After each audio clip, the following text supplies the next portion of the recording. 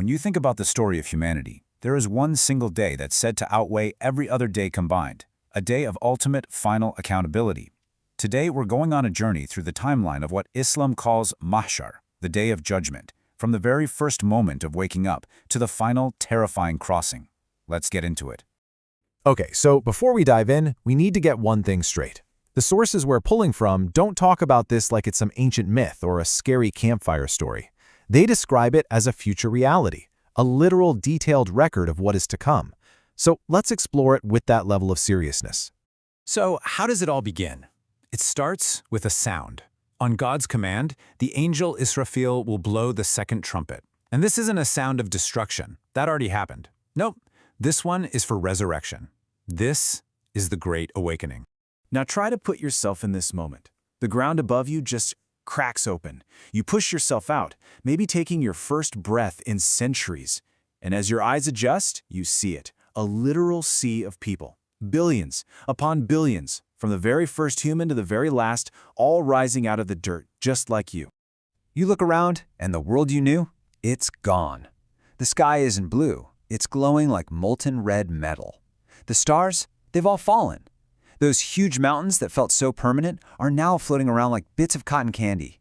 And maybe the most terrifying part of all, you see the people you loved, your parents, your friends, your kids, but they're like strangers now. Everyone is completely lost in their own terror, thinking only one thing: what is going to happen to me? Everyone, and I mean all of humanity, is gathered on this one gigantic, perfectly flat plain.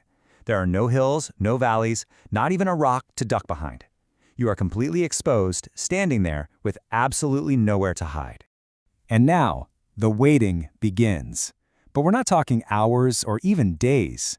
The scriptures describe this single day as lasting 50,000 years. Just let that number sink in for a second. 50,000 years. To put that in perspective, our entire recorded human history is just a tiny fraction of this one day of waiting.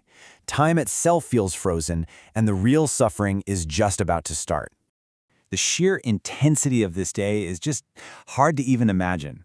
The sun is brought down from its place 93 million miles away until it's just 1 mile above everyone's heads. 1 mile. The heat becomes absolutely unbearable, and there's no shade anywhere.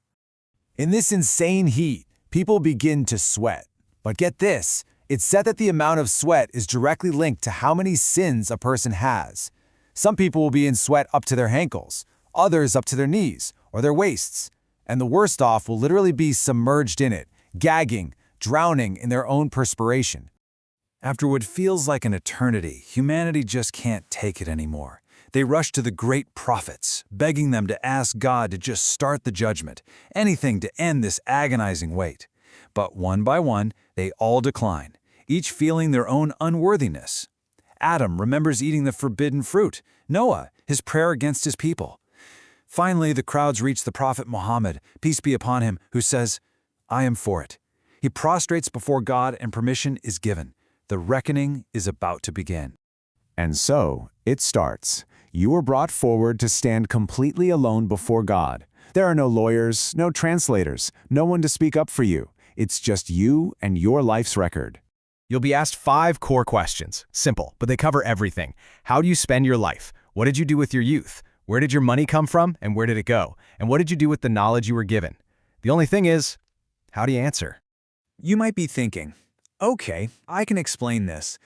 Try to justify your actions, maybe deny a few mistakes, but right at that moment, something totally unexpected happens.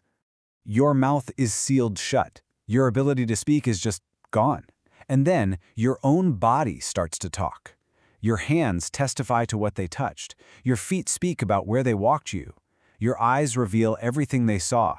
Even your skin bears witness. There's no more hiding. You become the evidence against yourself. Next up, the complete records of your life. These books containing every single action, every thought, are handed out. For the righteous, their book lands gently in their right hand, and their face just lights up with relief and joy. But for others, the book is forced into their left hand from behind their back, and their face fills with absolute dread. After you get your book, you move to the next stage, the mizan. These are the great scales of justice, and here, every single thing from your book is about to be weighed. So what exactly is the mizan? Well, think of it as the most perfect, most precise scale imaginable. It doesn't just weigh what you did, it weighs why you did it. It can tell the difference between charity done for show and charity done in secret. It is the ultimate, perfect measure of a person's life. And this is where we get one of the scariest ideas of that day: spiritual bankruptcy. Someone could show up with mountains of good deeds, prayers, fasting, charity, you name it. But if in their life they wronged people, if they insulted someone, slandered them, or harmed them, their good deeds get transferred over to their victims. And if they run out of good deeds to give, the victim's sins then get piled onto their scale. They end up with absolutely nothing.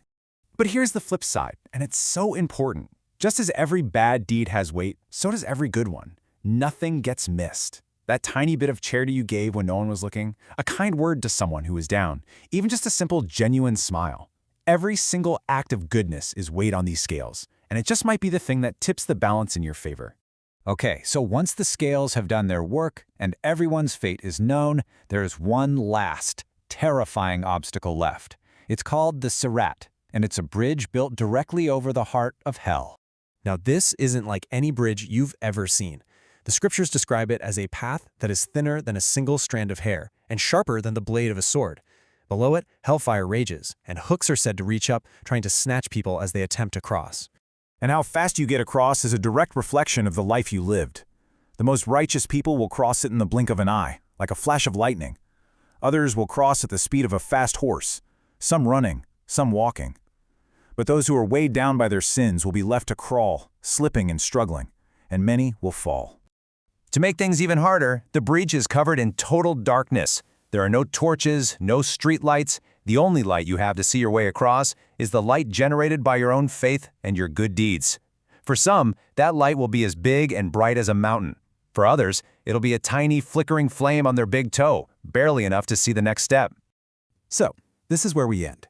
Because according to this worldview, every choice you make today, every single action, every moment of kindness or cruelty isn't just a thing of the past. It's the very material you are using, right now, to build the bridge you will one day have to cross. And the only question left is, how will you cross?